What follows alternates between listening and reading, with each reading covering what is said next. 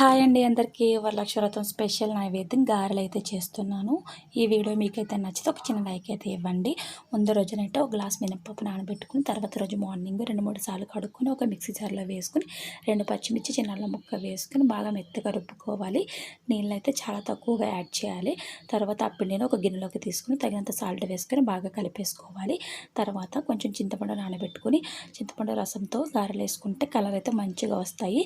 చింతపండు రసం ఒక కవర్కి అద్దుకొని కొంచెం పిండి తీసుకొని గారెలా వేసుకొని మనం వేడివేడిగా ఉన్న ఆయిల్లో అయితే ఆ గారె వేసేయాలి.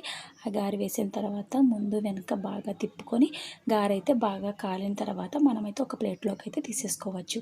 చూసారా గారె ఎంత బాగా వేస్తున్నానో, ఉడికినాక కూడా చూసారా ఎంత మంచి కలర్ వచ్చిందో. ఇప్పుడు ఈ గారెని మనం ఒక ప్లేట్లోకి అయితే తీసేసుకుని దేవుడికి అయితే ఈ విధంగా నైవేద్యంగా సమర్పించుకోవచ్చు. ఈ వీడియో నచ్చిందా? ప్లీజ్ లైక్ చేయండి, మన ఛానల్ని సబ్స్క్రైబ్ చేసుకోండి మరిన్ని వీడియోస్ కోసం. Thank you.